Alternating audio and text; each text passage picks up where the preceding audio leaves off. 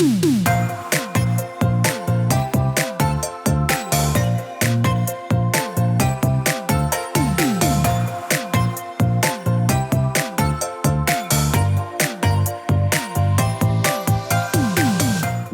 to the Plant-Based Podcast. Did you know that plants are truly amazing? Not only can you grow them and eat them, you can also wear them, drink them, nourish your skin with them, and so much more. Let Ellen and Michael inspire you to love plants as much as they do, as they chat with the movers and shakers in this wonderful plant-based world. So, let's dig in. Series 12 of the Plant-Based Podcast is sponsored by People, Plants, Wellbeing. This is the place where you can find your magic through the power of plants and nature. Relax at a nature immersive retreat, wellness day, forest bathing walk, or why not contact the studio about a tailored team day for your work colleagues' wellbeing. Later in the episode, we'll be giving you an exclusive discount code for all podcast listeners, and this can be used for money off People, Plants, Wellbeing services. Find out more about nature-based wellbeing studio at peopleplantswellbeing.com or on Instagram under People, Plants, Wellbeing.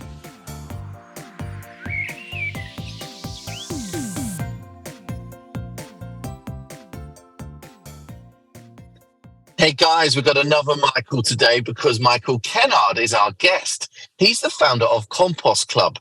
This is an initiative where communities can basically submit their organic waste material and it's then given back to them as gorgeous, healthy, fresh compost. It sounds amazing and we had to find out more. So, welcome to the podcast, Michael.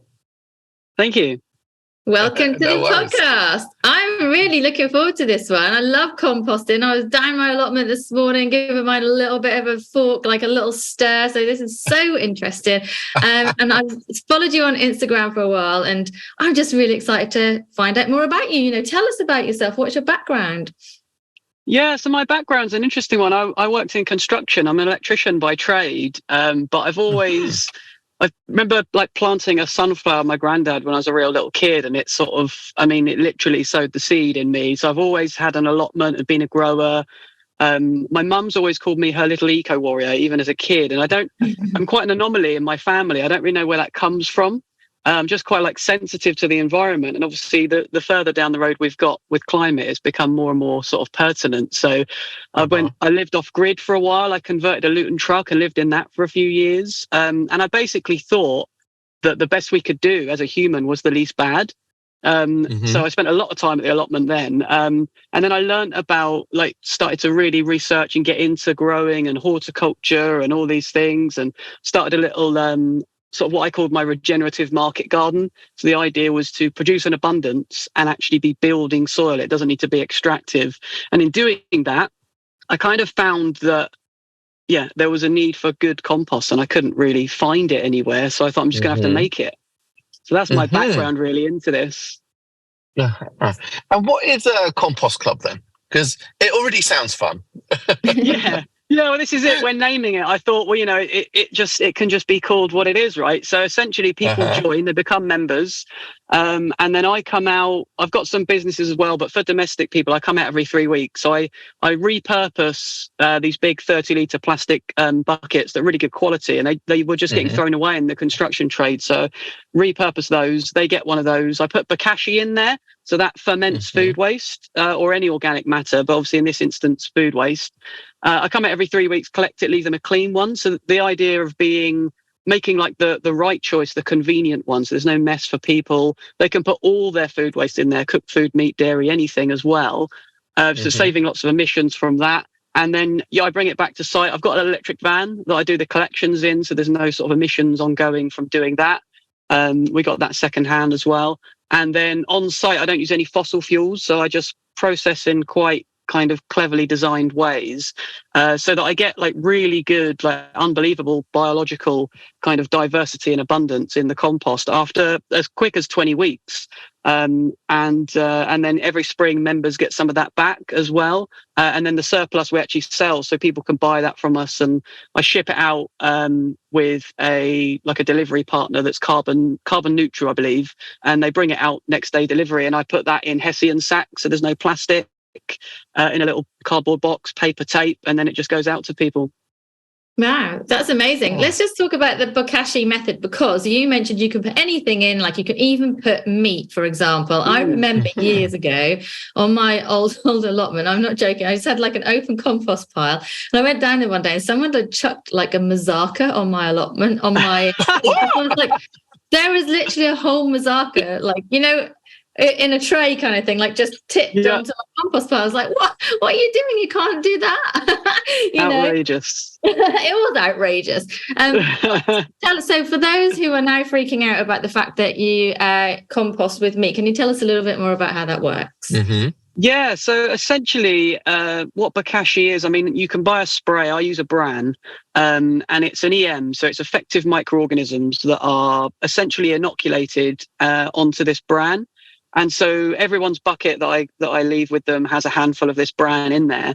And I also leave them a little pot. So the idea is, as you're filling your bucket, maybe every 2 or 3 inches, you put a sprinkle of bran on there.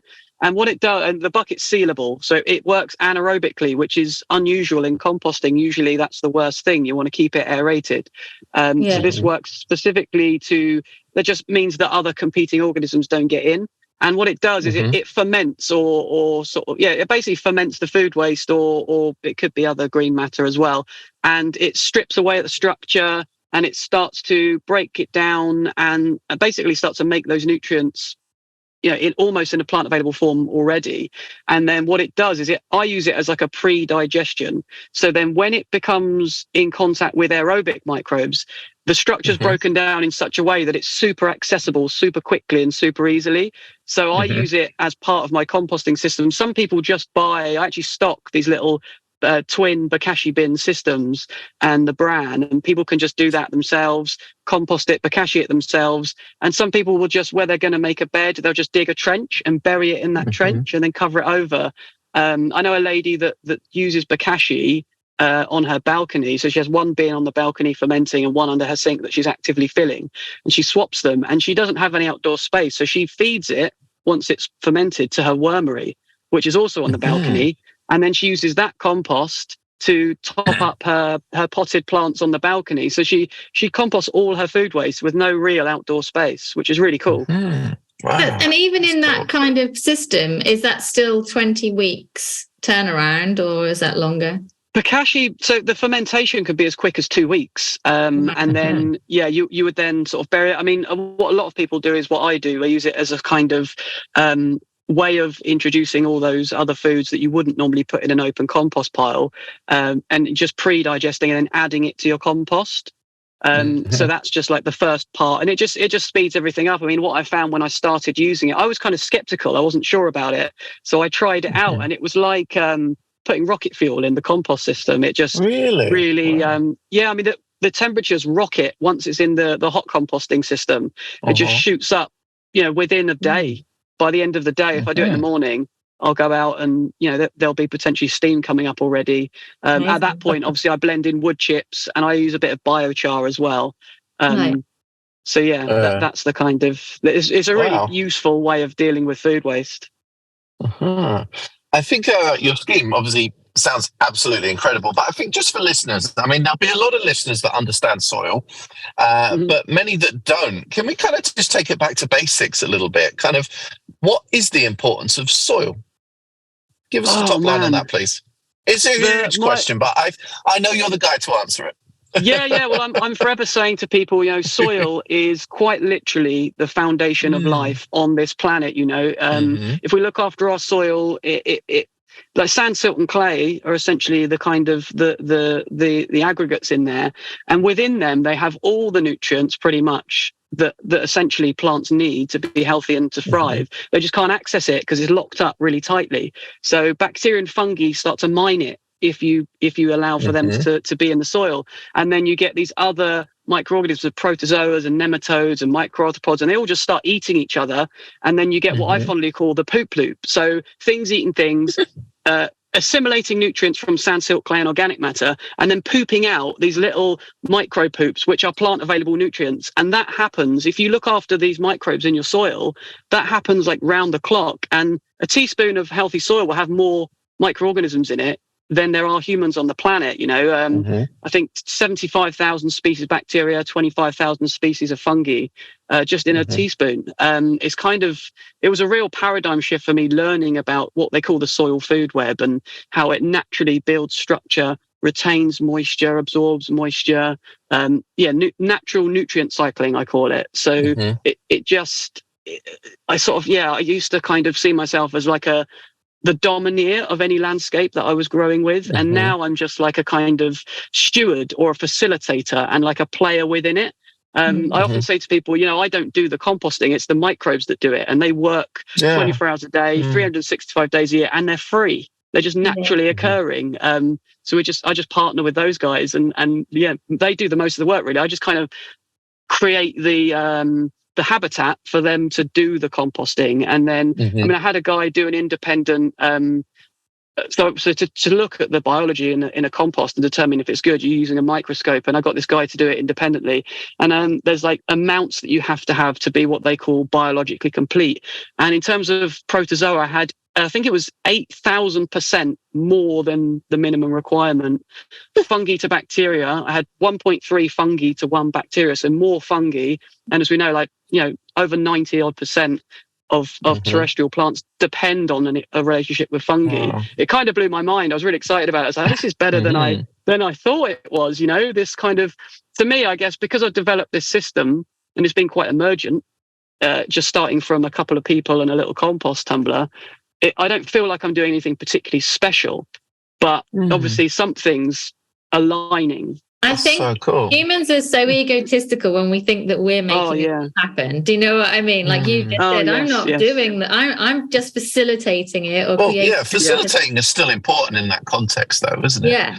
That's what I mean. Like you're saying, you're facilitating it, which is lovely. Saying like, I'm making this happen. Do you know what I mean? But actually you're facilitating it all. You're creating that habitat and environment. You know what you're doing. You know what works. And it's amazing for people and the planet overall. So that's just such a lovely way of looking at it, The emissions we save from the food waste. I mean, a ton of food waste in landfill releases, I think, 628 kilos of carbon equivalent emissions. That's methane, nitrous oxide, ammonia. If we compost it well, aerobically, after the bokashi part, I think it releases less than 9. I think it's 8.6 kilos per ton. So it's like, it's virtually nothing. By comparison, it's quite stark. And so the more, I've just got this hunger to do more now, Yeah, I like it. That's so like the hunger to do more. It's kind of all linked there, isn't it? I knew that compost could be so exciting.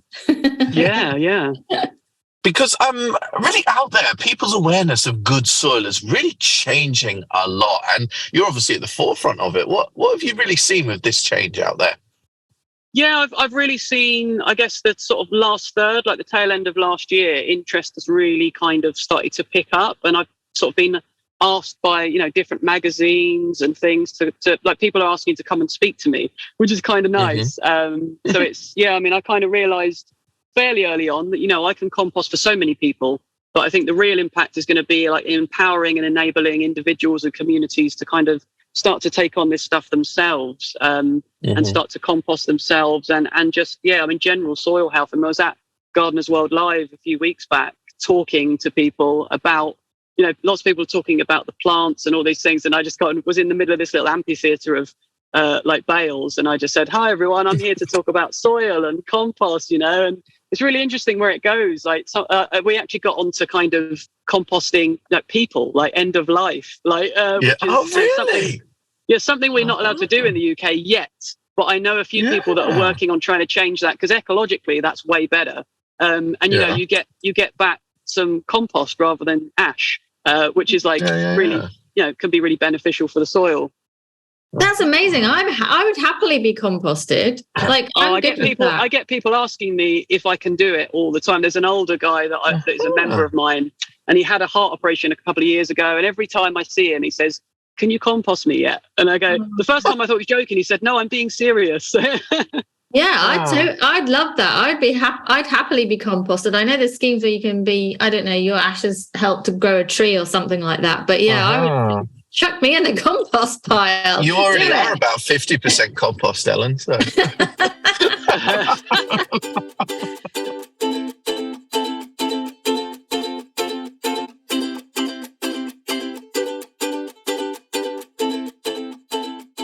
Hello, Ellen. Hello, Michael. And for the final time, hello to you, the plant-based podcast listeners. My name is Lee Connolly, the Skinny Jean Gardener, here to give you some children's gardening tips. And over the past couple of months, I've talked to you about getting outside with Grow Your Own, getting outside and attracting wildlife to your garden. And those are amazing things to teach children. But if you don't have fun out in the garden, then it's not a garden for a family. It's not a garden for your children. And bringing those fun items into your garden will actually help you as a parent, as a grown-up, to actually do what I like to call the boring jobs. Let me explain. For instance, we have a mud kitchen. A mud kitchen is the best thing for the garden. You can go from buying one, they're quite expensive, or building one from my book, How to Get Kids Gardening. Little plug. We actually built our one out of decking boards and just some wood that we had lying around and some washing up bowls. But probably the cheapest way is just getting a washing up bowl, getting some compost in there, going to your charity shop, buying some pots and pans, and it makes the perfect mud kitchen for any space. I've also made a sound tube in the garden just out of downpipe that you can get from your local DIY shop. That's a really great one to dig under the ground, have little pipes popping up from one end of the garden to the other so you can shout or whisper secrets down there. Really fun. And also a music area. My neighbours love me by just once again getting some pots and pans, hanging them up on a frame, and then getting some wooden spoons. Makes a really good one for the garden. And why did I say they're so important? Well, back to those boring jobs like weeding the garden. I personally have never found a great way to get my daughter outside and turning weeding into a fun game. She's not having it, okay? So while we have to do those boring jobs as a parent, we can still enjoy the garden with our children outside. So bringing those fun aspects in along with wildlife and Grow Your Own are the best ways this summer to garden with your children. If you want to find out more, I actually do my own podcast called the Skinny Jean Gardener Podcast. Go give it a look. We just talk about children's gardening and parenting and lots of fun stuff like that too. So head over to there. But for now, enjoy the rest of the Plant-Based Podcast.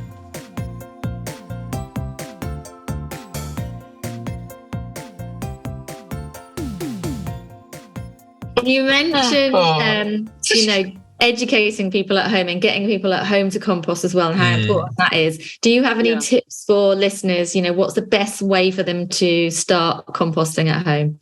I mean, definitely check out Bokashi because that's like really super simple. Depending on how involved you want to get, there are things like compost tumblers you can get that make the whole process easier rather than kind of digging in and leaning over and doing lots of forking. That you just turn a little handle. That certainly saves a bit of labor. It's a bit more expensive. I'm working on at the moment doing like a little online course for people to kind of learn about composting methods, but also actually about the soil. So going in at a lot more depth than I've mentioned today about the kind of soil microbes and how essentially that soil food web works, what the benefits of it are.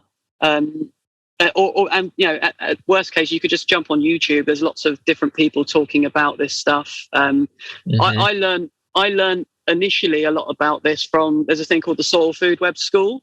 It's quite an expensive thing, but they've got like free little videos and things about how like the basic fundamental principles of some of it. So you can jump on and have a look at those. Okay. And I think something we need to probably point out at this stage is that because when people are making their own compost, they're thinking that what they're going to make is the equivalent of a bag of compost in the garden centre, and they might well then go to plant their plugs up into it. But we're not talking compost in that way, are we? We're talking compost for soil enrichment, kind of mulching as well, aren't we? Can we just kind of talk about that a little bit, please? Yeah, for sure. Absolutely. Yeah, it's more about the kind of the way that I would compost is more about the biology rather than the kind of feel of the compost.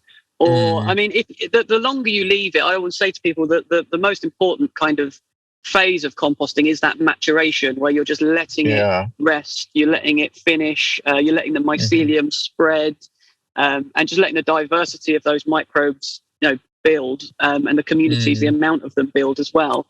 Comparatively, I mean, I do, as I say, I'm a soil nerd, so I've got the microscope, and I've done various tests on different composts, municipal stuff, and what you generally tend to find in terms of the way that compost is made, it's, I guess, from an approach of making sure there's nothing bad in it, so that make sure it gets super hot. That's the kind of focus. And so under the microscope, you see a bit of bacteria, but usually very little else.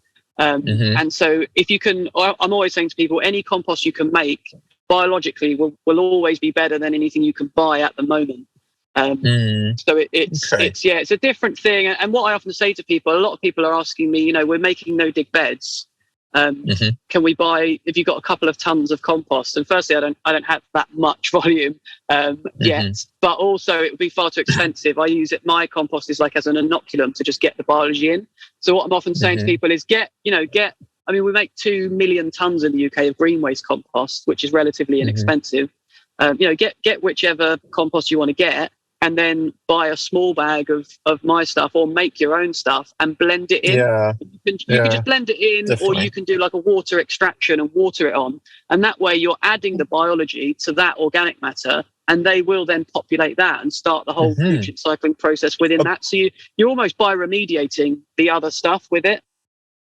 So a water extraction, what do you mean by that, sorry? Like a compost tea.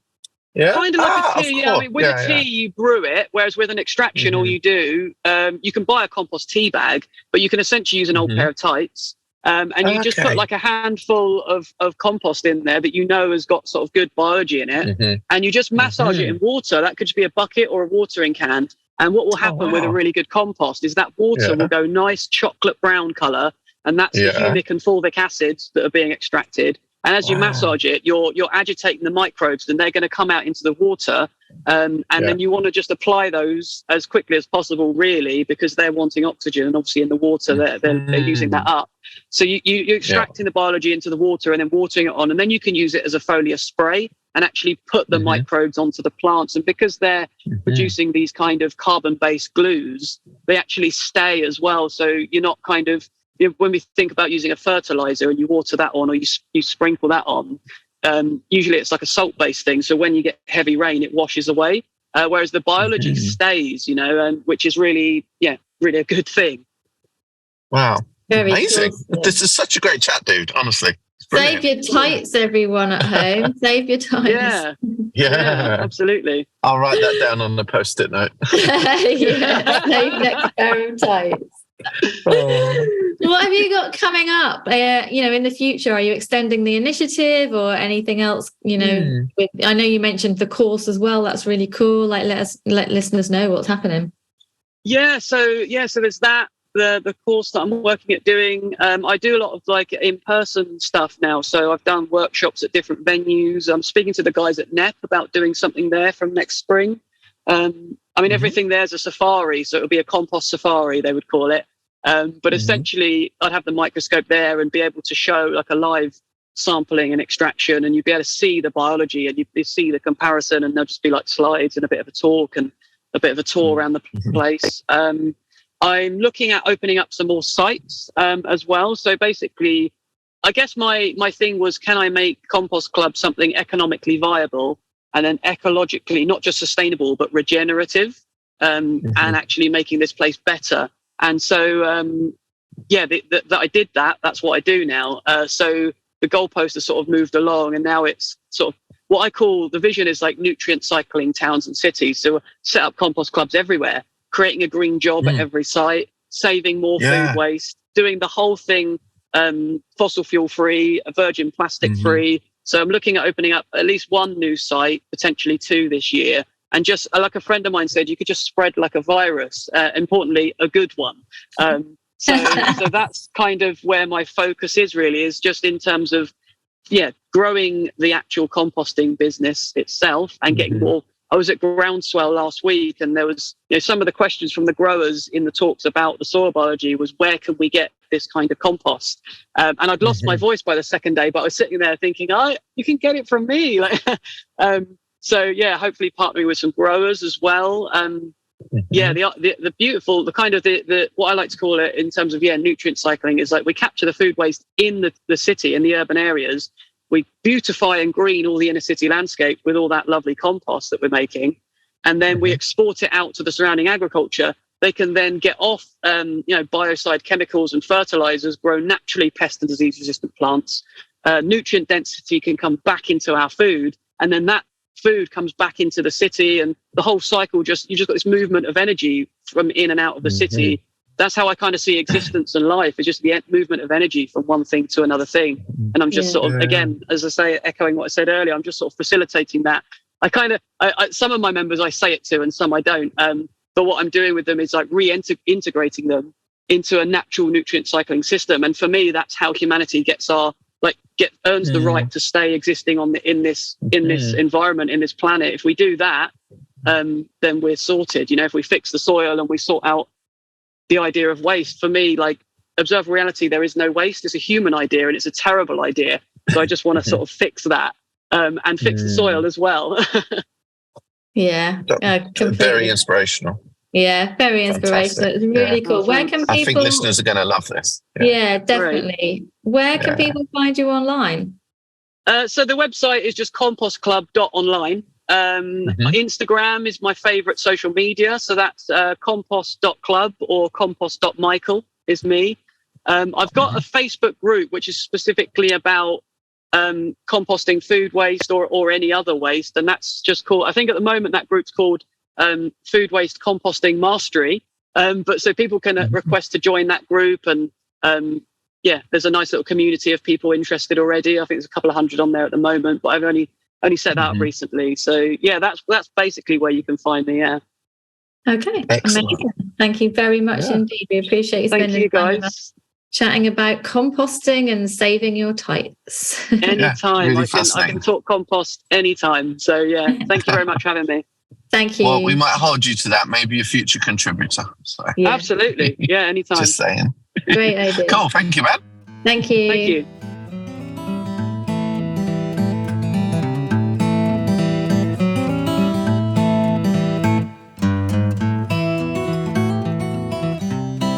Hey listeners, Max here. Hope you're doing well.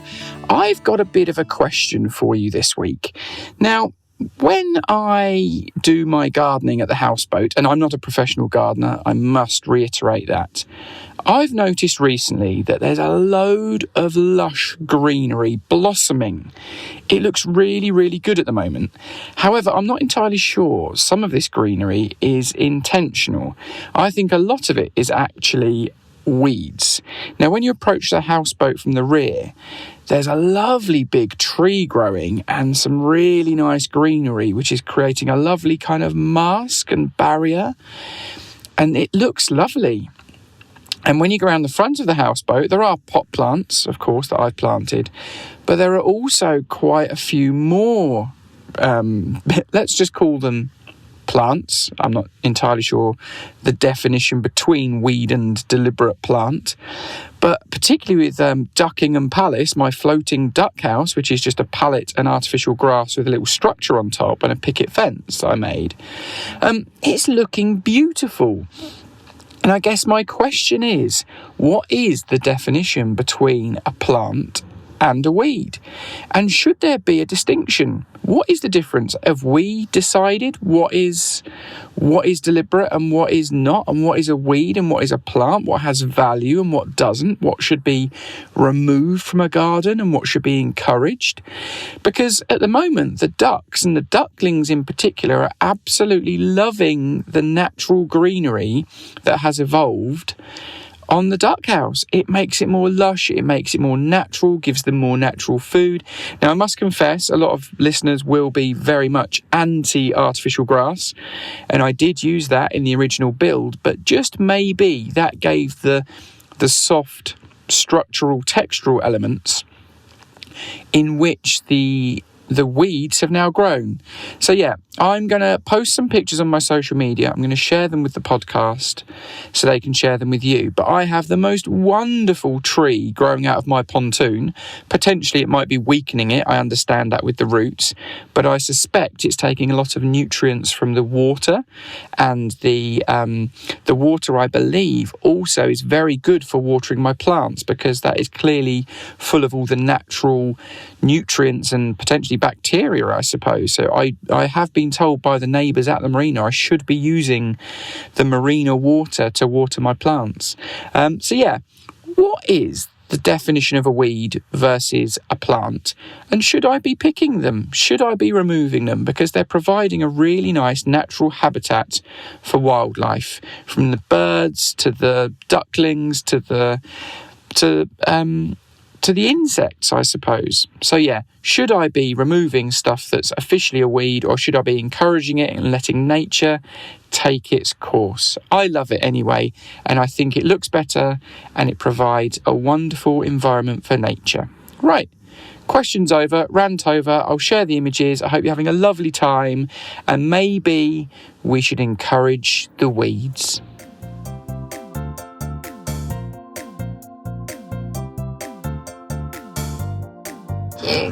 Morning. Morning. We're in a car park at Costa Coffee somewhere in London, but I don't know where. Somewhere near Harrow. Yeah, it's nice. It's fairly near me, and it was the first place I first got a coffee after lockdown. That's really because cute. They were doing the drive-through, one of the first ones that opened. Oh, you brought me somewhere that has sentimental value to you. Yeah, a little bit. Look at the building. It's beautiful. It's grey. It's like a real blot on the landscape. I love it's a proper workman's coffee shop. And it smells here. Nice around here, doesn't it?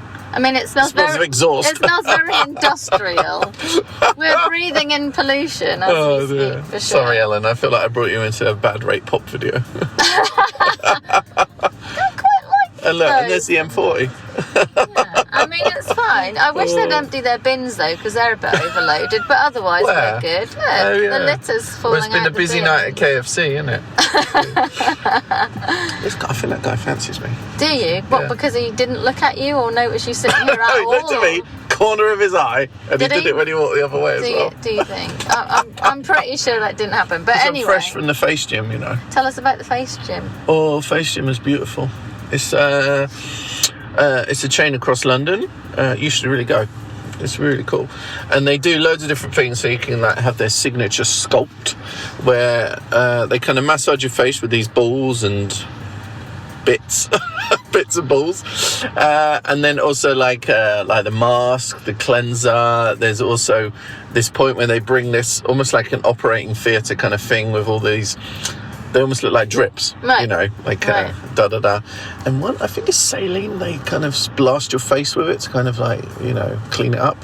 And then they blast it with vitamin C, vitamin D as well. And there's another point where they do electrolysis on your face as well. So I should you look very fresh. I mean, you can only see half of your face because you have a beard on half. I know, exactly. She was going on about it all the time. I think she was worried I wasn't getting good enough value. I think she was fascinated. What's the skin like under your beard? You have to say, but, you know, I want my cheeks to look, you know, fresh and stuff. Know. Right, the guy's now coming back. Let's see if he side-eyes you. I didn't even recognise which one it was. No side-eyes. You're a side-eye. Right, not. Anyway, where are you going off to after? Because we're in the car and you're hurrying me along. I'm not really hurrying you along. When we were in Costa. I've got 30 minutes flat. You got 30 minutes flat? Yeah. Right, well, we probably won't be doing this for 30 minutes, so you're all good. Where are you going? No, I just got a lovely photo shoot with Snooty Fox today. We're doing some cool poses, maybe in a bath with some flowers and milk.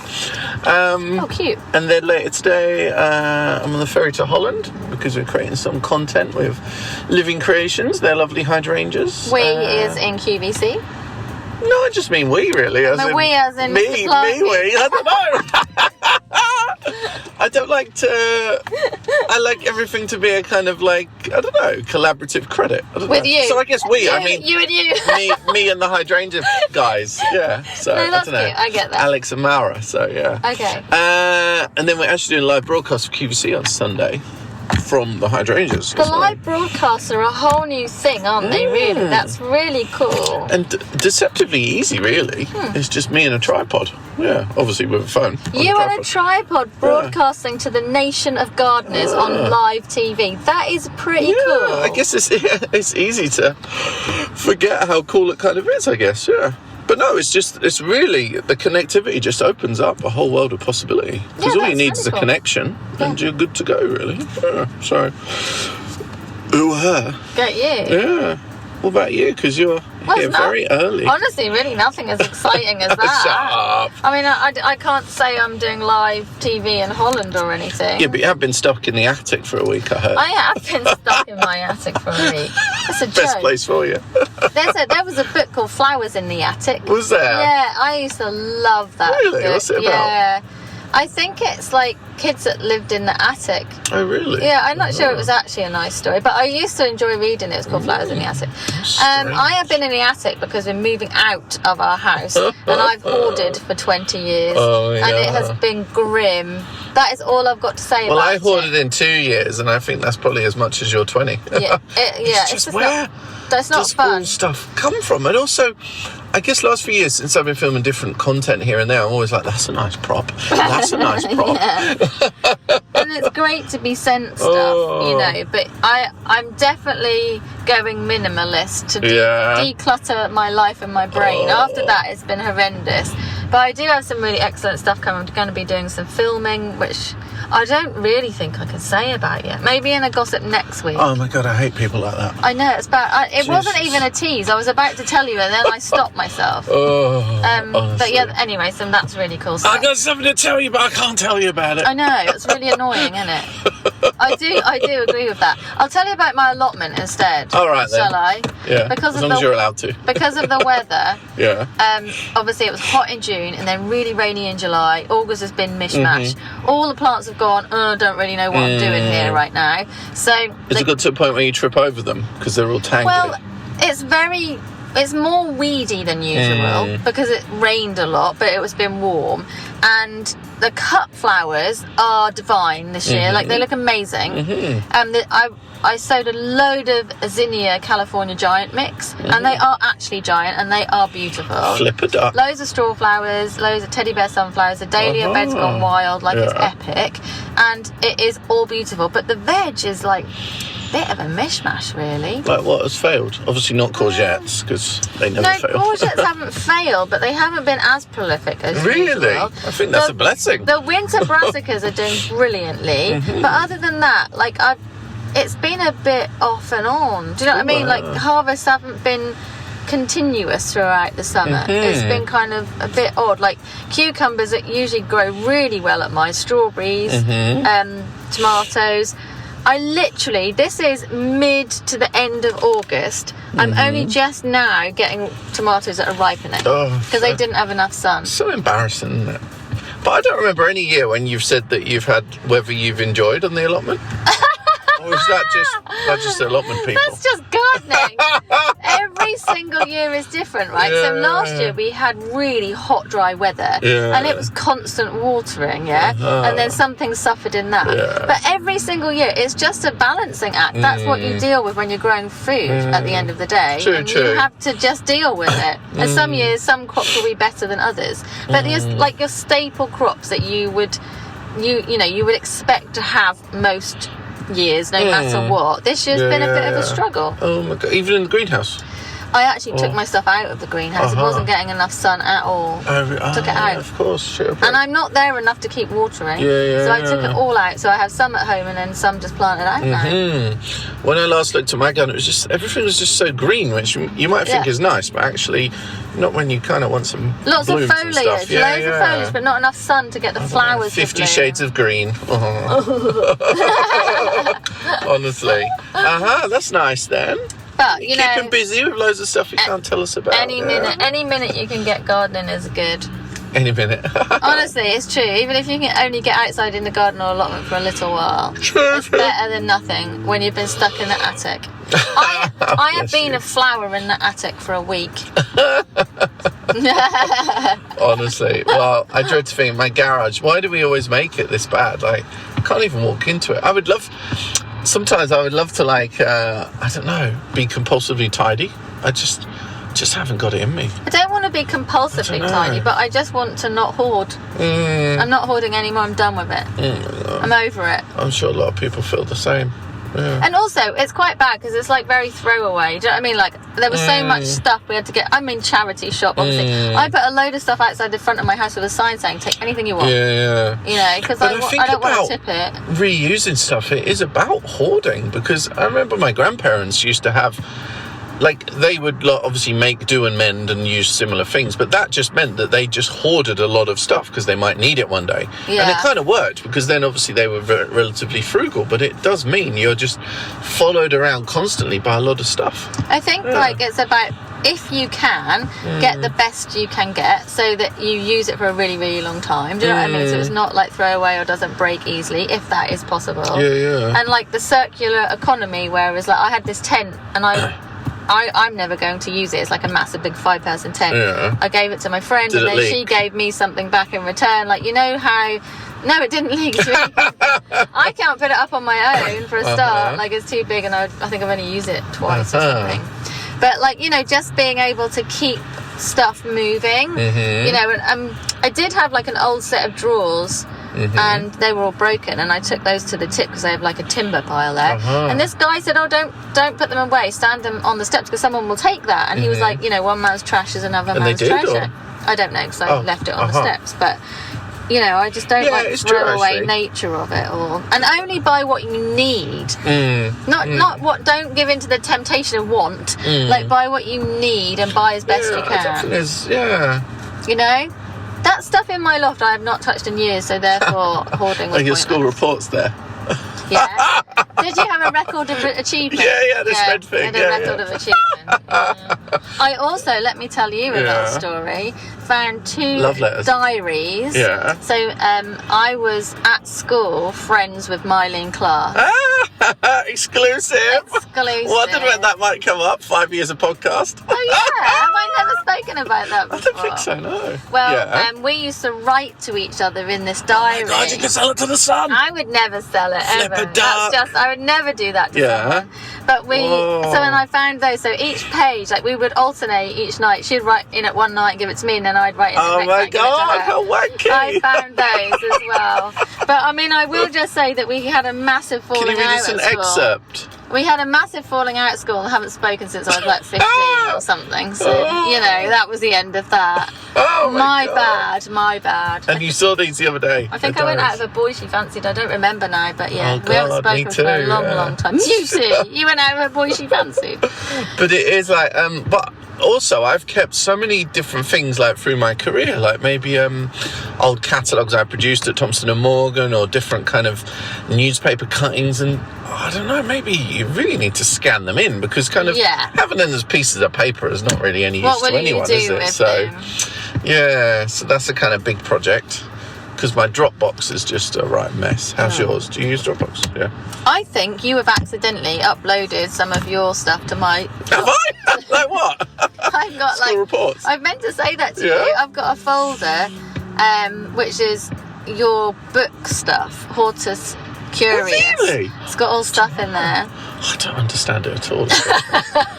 Honestly, I never know whose Dropbox I'm in. I remember seeing 2 folders. Oh, I'm sorry, I don't want to take up your space. I was like, they're definitely not mine. They must be Michael's. Oh my God. But it's weirdly confusing, isn't it, Dropbox? You never know where you're in it or what's happening. I don't want to look at the photos because I don't know what's in there. Oh no. Hey, let's talk plants. I would double folder those. I want to talk Salpiglossis. Do you? All right. From your Substack that I read this morning. Oh, thank you. Can you tell me all about it? Yeah, what do you want to know? Well, you sent I'm prepared for this. I was surprised because I received an email from Substack, and then at the bottom it said pay to upgrade. But the newsletter was like all plants that you'd seen that you obviously not posted elsewhere, so it's exclusively for Substack subscribers, which is pretty cool. Yeah, defo. Well, you got a choice. This was a free one, but you can choose to pay and get some other kind of lovely behind-the-scenes plant info. But Salpigossis, I love it. I used to grow them with my grandma. We don't grow enough Salpigossis. They're like a kind of taller, I won't say more grown up, because they're like a lot wilder in colours, but like a bigger type of petunia. Yeah. And they're really amazing. But they're upright. You need to grow them. Yeah. Like a tall plant, like about a foot or so tall. Yeah. What colours? All the colours? Purple and orange. Oh my gosh, so because nice, I think they were seedlings you gave me. Were they? Years ago. And I put them on remember actually. Yeah. And they were really, really pretty. So you get stuff like that in your Substack. Yeah, definitely. Do you know, I'm really intrigued by people that... You were looking at all the men. Well, no, let's say that. All but that guy, he walked in to get his stuff at a Costa drive-through. And maybe he needed a wee. Not that I'm lazy, but I would have just driven. But maybe he needed to go to the toilet. True. Or maybe he wanted to just move his legs. I have just started doing subscriptions on Instagram. Yeah. This is a whole new world. What are you going to do? I'm going to do lots more behind the scenes stuff because I'm very quite... No, actually, someone messaged me and was like, oh, is this like OnlyFans? No, but he put OF. You do. He put, is this like Oh OF? God, you wouldn't know. So I replied and I was like, oh, what, OnlyFans, blah, blah, and he went, no, Only Flowers. Oh. I was like, that's really funny. I think they should do a recipe one called Only Flans. Only Flans? Yeah, and then you got exclusive recipes. Oh my God. Maybe apple pie. We should... If you get what I mean. Only Flans. You can have a series of different flans, like, you know, obviously with a doodah in the middle. But how many flans could you do, like, before running out of flans? I don't know, you could... We should do an Only Flowers app. Why don't we have Only Flowers app? Yeah, I just don't know if there's a drive for people to love flowers. Only millions. I don't know though, but like, it's got to be a spoiler. Anyway, I'm doing subscriptions, which is a whole new thing, but I'm going to do behind the scenes stuff. So I'm very strict with what of your attic? No, the attic is over now. The drama. Subscribe to see my attic. The drama has been and gone. Yeah. All kind of like, I'm very kind of strict about what I put on Instagram. Do you know what I mean? Like, it's very curated as such. But behind the scenes, I'm just going to talk more. Do you know what I mean? Show you what I'm doing, giving gardening tips. You can, like, I'll do reels or lives while I'm cooking plant-based food. Like, even when I travel, you know, when I say it's curated, it's more like time. So you just post the snapshot of what you've done or got or grown, yeah? But I'm going to now we're going to have to watch you cooking. And now I'm going to do, like, where I am travelling and stuff. Well, that's if anyone ever subscribes. No. If no one subscribes, then obviously I won't bother. But I just, because I visit so many plant nurseries and breeding locations, it's a nice way to kind of show that stuff and a bit more behind the scenes and not kind of, because sometimes, like, there's so many things I want to show, but you also don't want to overload people. But then this is people that really do want to see the kind of what's coming next. Exactly, That's the extra stuff, cool. Isn't it? And I'm doing all the wellness stuff, so I'm going to do loads of like proper wellness tips. I might even do things like yoga sessions or mindful meditation sessions. Cool. I can do tons of stuff on there. Yeah, definitely do wellness tips. Yeah. Well, God. But this is why at the weekend, and you laughed at me, you thought I was doing a kids game. This is why I said to you, and this is one of my first ideas for exclusive content. I was at Kew and I challenged myself to find plants that began with every letter of the alphabet A to Z. That's cute. And it was really cool, by Latin name, but I had to do it in order. Okay. And it's kind of deceptively tricky. I was going round looking for a D for quite a while, but also a J. It was difficult. X. Juniper? Was X difficult? Juniperus. Yeah, but you got to have it there. Oh, yeah. That's the thing. It's all very well thinking about it. When I got to Quercus, I was like, right, where are the trees? What was my X? I can't remember what my X was now. And Z?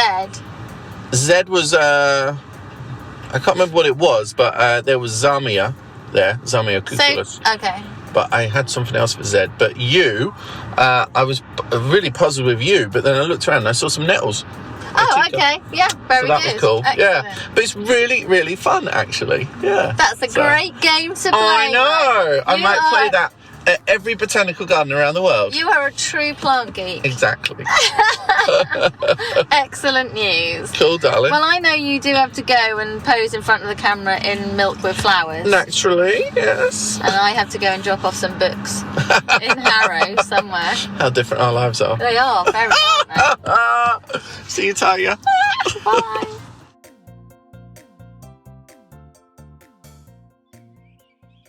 Series 12 of the Plant-Based Podcast is sponsored by People Plants Wellbeing, the nature-based wellness studio where you can find your magic through the power of plants and nature. Take 10% off all services, treatments and retreats with our exclusive discount code for you, our podcast listeners. Use code PBP Series 12 via the website or when you contact the team to book. Next wellness days are coming up soon. Find out more and book your place at peopleplantswellbeing.com or on Instagram at peopleplantswellbeing.